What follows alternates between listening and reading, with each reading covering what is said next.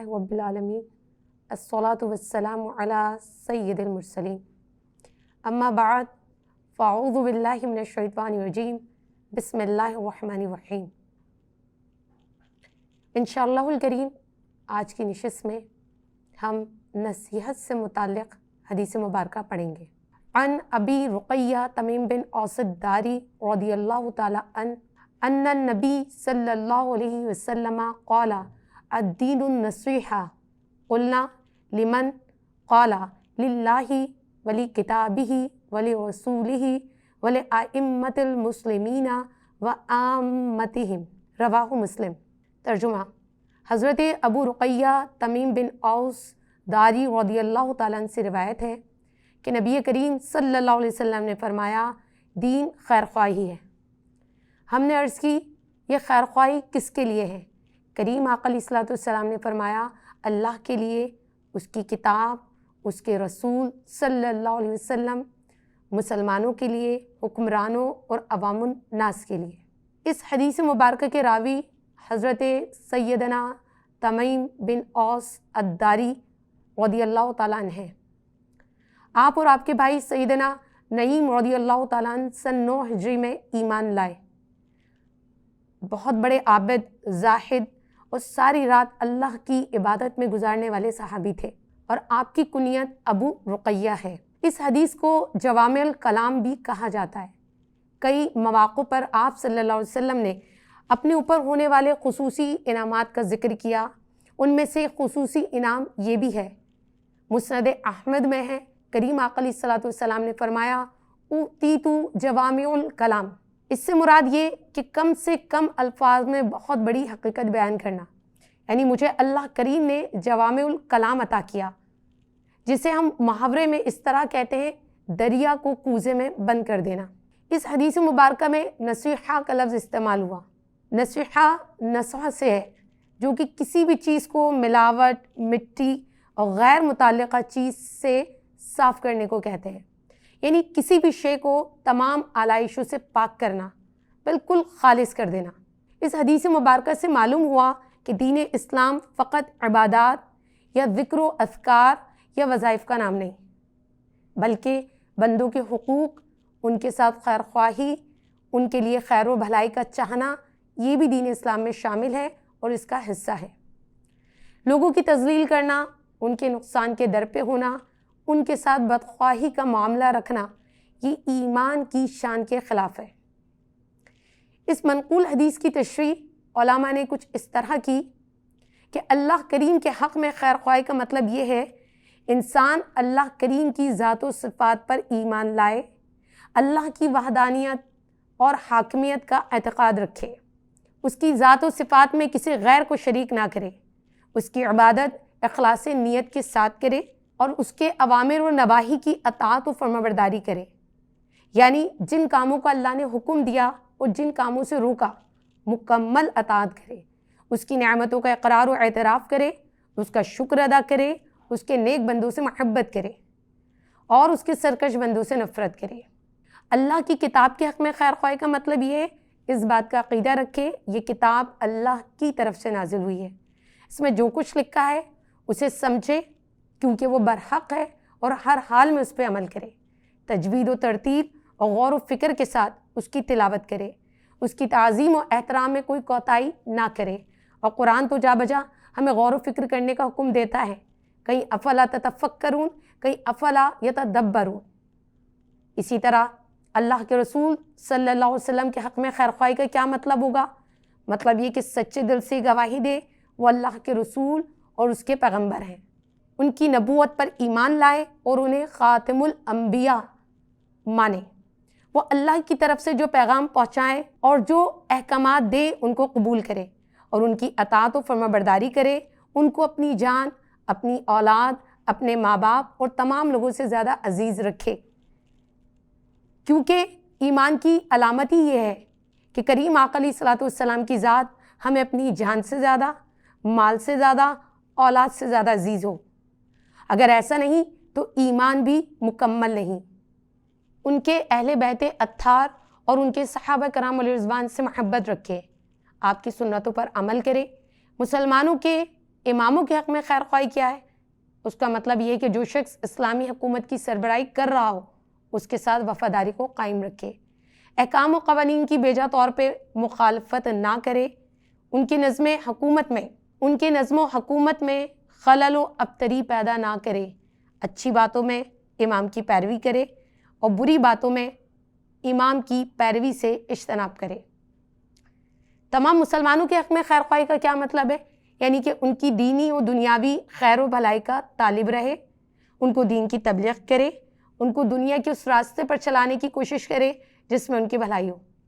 اور ان کو کسی بھی طرح نقصان پہنچانے کی بجائے نفع پہنچانے کی کوشش کرتا رہے۔ اللہ کے نزدیک کسی بھی انسان کے ساتھ خیر خواہی کرنا محبوب ترین عمل ہے، اور اس حدیث مبارکہ میں اللہ کریم نے ہمیں حکم بھی دیا۔ مزید حضرت امامہ رضی اللہ تعالیٰ عنہ آپ کا ایک ارشاد نقل کرتے ہیں، اللہ کریم کا فرمان ہے کہ میرے بندے کے اعمال میں محبوب ترین عمل میرے بندوں کے ساتھ خیر خواہی کرنا ہے، بحوالہ مسند احمد۔ اسی طرح طبرانی کی روایت میں ہے، الفاظ کچھ یوں ہے، میرے بندے کی میرے نزدیک محبوب ترین عبادت دوسروں کے ساتھ نصح و خیر خواہی ہے۔ اسی طرح سنن نسائی شریف میں ہے، حضرت ابو ہریرہ رضی اللہ تعالیٰ عنہ سے روایت ہے، رسول اللہ صلی اللہ علیہ وسلم نے 3 بار یہ ارشاد فرمایا، دین سراسر خیر خواہی کا نام ہے۔ اور اسی طرح مشکات المصابیح میں حضرت جریر بن عبداللہ رضی اللہ تعالیٰ عنہ فرماتے ہیں، میں نے رسول کریم صلی اللہ علیہ وآلہ وسلم سے اس بات پر بیعت کی کہ پابندی کے ساتھ نماز پڑھوں گا، زکوٰۃ ادا کروں گا اور ہر مسلمان کے حق میں خیر خواہی کروں گا۔ اس حدیث مبارکہ میں دیکھیے، نماز اور زکوٰۃ اسلام کے اہم ترین ارکان میں سے ہے، ان کا تعلق حقوق اللہ سے ہے اور خیر خواہی کے ضمن میں بندوں کے تمام حقوق آ جاتے ہیں۔ چونکہ اسلام خیر خواہی، امن اور محبت کا دین ہے، اسلام کا حسنی حقیقی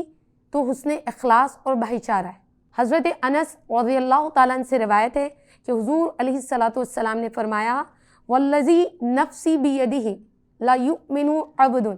حتی یحب لجارہ او قال لاخیہ ما یحب لنفسہ، متفق علیہ۔ یعنی اس ذات کی قسم جس کے ہاتھ میں میری جان ہے، کوئی بندہ مومن نہیں ہوتا یہاں تک کہ اپنے بھائی کے لیے وہی پسند کرے جو اپنے لیے پسند کرتا ہے۔ اس حدیث میں مومن کا معیار یہ ہے کہ اپنے بھائی کے لیے پسند کا معیار عین اپنی پسند کے مطابق رکھے، لیکن یہاں اس کے برعکس ہوتا ہے، اچھی شے اپنے لیے اور بری دوسروں کے لیے۔ معیاری و غیر معیاری اشیاء و تحائف میں بھی یہی معاملہ ہے۔ ہمیں اپنی روش بدلنا چاہیے، جیسے صحابہ کرام علیہ رضوان ہمیشہ اپنی ذات پر دوسروں کو فوقیت دیتے تھے اور ہمہ وقت مسلمانوں کے لیے خیر خواہ رہتے تھے۔ اسی طرح مسلم شریف میں ایک اور حدیث آتی ہے جس میں ایک مسلمان دوسرے مسلمان کو مضبوط کرتا ہے اور اللہ کریم اسی کے صدقے سے اس پر اپنا رحم و کرم نازل فرماتا ہے، جیسا کہ حدیث مبارکہ میں ہے کہ جو شخص کسی مسلمان کی کسی دنیاوی پریشانی کو دور کرے گا، اللہ کریم اس کی اخروی پریشانیوں میں سے کسی پریشانی کو دور فرمائے گا، اور جو کسی محتاج کے لیے آسانی فراہم کرے گا، اللہ کریم اس کے لیے دنیا اور آخرت میں آسانی عطا کرے گا، اور جو کسی مسلمان کے عیب کو چھپائے گا، اللہ کریم دنیا اور آخرت میں اس کی پردہ پوشی فرمائے گا۔ اللہ اس وقت تک بندے کی مدد میں رہتا ہے جب تک بندہ اپنے بھائی کی مدد میں رہتا ہے۔ اس حدیث مبارکہ میں اللہ کریم کا اپنے بندے پر خاص کرم دیکھیے، اگر وہ اپنے جیسے مسلمان بھائی کی پریشانی کو دور کرتا ہے، محتاجی کو دور کرتا ہے، عیب کو چھپاتا ہے یا اس کی مدد کرتا ہے، تو اللہ کریم بھی ساری نیکیاں اس کو مینو ان حشر کے میدان میں عطا فرما دیتا ہے۔ اور جب تک وہ اپنی کسی مسلمان بھائی کے لیے خیر خواہی کے سبب مدد کرتا رہتا ہے، اللہ کریم اس کا حامی و ناصر بن جاتا ہے۔ حضرت معقل بن یسار رضی اللہ تعالیٰ عنہ روایت کرتے ہیں، یہ وہ صحابی ہیں جو صلح حدیبیہ کے موقع پر رسول اللہ صلی اللہ علیہ وسلم کے ہاتھ پر بیعت کرنے والوں میں سے تھے۔ فرماتے کہ رسول اللہ صلی اللہ علیہ وسلم نے ارشاد فرمایا، کوئی بھی ذمہ دار جو مسلمانوں کے معاملات کی ذمہ داری اٹھائے لیکن وہ ان کے لیے نہ محنت کرے نہ ان کے لیے خیر خواہ ہو، وہ ان کے ساتھ جنت میں نہیں جائے گا۔ بحوالہ مسلم شریف۔ یہ مختصر سی حدیث بہت اہم ہے اتنی اہم کہ ہمیں اجتماعی ذمہ داریوں پر فائز ہر شخص کو اسے اپنے سامنے رکھنا چاہیے۔ بالخصوص کی پوسٹوں پر موجود تمام اداروں کے لیے یہ تنبیہ ہے، انہیں یہ منصب عوام کی خدمت کے لیے دیا گیا ہے، لیکن ہمارے ہاں کرسیوں پر بیٹھے لوگوں کے لیے مشہور ہے مٹھی بھر لوگوں کو چھوڑ کر کہ یہ کام نہ کرنے کی تنخواہ لیتے ہیں اور کام کرنے کی رشوت، کرسی پر بیٹھ کر خود کو فرعون سمجھتے ہیں اور عوام کو زر خرید غلام۔ اس حدیث کی روشنی میں انہیں سمجھنا چاہیے کہ اللہ کریم نے انہیں یہ منصب اس لیے عطا کیا کہ وہ اپنے جیسے انسانوں کی خیر خواہی کریں۔ اسی کو حضرت حسن بصری رحمۃ اللہ تعالیٰ علیہ اس طرح فرماتے ہیں، جو اللہ کریم اور اس کے بندوں کے ساتھ خیر خواہی کرے اور خیر خواہی جن کا شیوا ہوتا ہے، در حقیقت روئے زمین پر اللہ کے وہ خلیفہ ہیں۔ ایک اور جگہ فرماتے ہیں، اللہ کے محبوب ترین بندے ہی وہ ہیں جو اللہ کی محبت لوگوں میں پیدا کرنے کی کوشش کرتے ہیں اور روئے زمین پر نصح و خیر خواہی کرنے کو عام کرنا جن کا عظیم مقصد ہوتا ہے۔ یہ ہے اسلامی اخلاق و کردار کا اعلیٰ معیار جو اسلام اپنے ماننے والوں میں پیدا کرتا ہے۔ اس معیار کے اعلیٰ و کامل نمونے اسلام کے دور اول یعنی صحابہ کرام علیہم رضوان اور تابعین و تبع تابعین میں کثرت سے پائے جاتے تھے، اور انفرادی طور پر یہ رول ماڈل آج تک جاری ہیں جو صالحین، صوفیاء اور درویشوں اور نیک لوگوں میں آج بھی ملتے ہیں۔ لیکن ضرورت اس بات کی ہے کہ اسے ہر ایک امتی اپنے اندر پیدا کرے تاکہ معاشرے میں امن و سلامتی، خیر خواہی، ہمدردی، غم خواری، دل جوئی پیدا ہو اور نفرتیں، کدورتیں، کینہ، حسد اور بدخواہی دور ہو۔ ہمارا مشاہدہ یہ ہے کہ آج ہم بحیثیت مسلم بڑا نفسا نفسی کا شکار ہیں۔ کوئی کسی کی دلجوئی کرنا نہیں چاہتا، کوئی کسی کی مدد کرنا نہیں چاہتا، کوئی کسی کے لیے خیر خواہ بننا نہیں چاہتا، ہمدردی ناپید ہو چکی ہے۔ ہم اپنے جیسے انسانوں کی تکلیف پر مطمئن رہتے ہیں، روتے صرف اپنے غموں پر ہیں۔ ہمیشہ اپنے سینے کو ہم نے لوگوں کے لیے حسد کا ٹھکانہ بنا لیا۔ کدورتیں عام ہیں، کینہ عام ہے، تو کیوں نہ اس حدیث مبارکہ کی روشنی میں ہم مسلمان ایک دوسرے کے لیے خیر خواہ بن جائیں، ایک دوسرے کی کامیابیوں پر خوش ہوں، ایک دوسرے کے لیے اچھا سوچیں، ایک دوسرے کے لیے غم خواری کا جذبہ بیدار کریں، دل جوئی کریں، اور جہاں ہماری ضرورت ہو اس سنت مصطفیٰ صلی اللہ علیہ وسلم پر عمل کرنے کے لیے پہنچ جائے۔ یہاں یہ بات یاد رہے، حضور علیہ الصلاۃ والسلام کی امت سے محبت کا پیمانہ، تعلق کا درجہ جیسا ہوگا، خیر خواہی بھی اسی قدر اپنا رنگ دکھائے گی۔ جب حقیقتاً ہمارا ہدف آخرت کی کامیابی،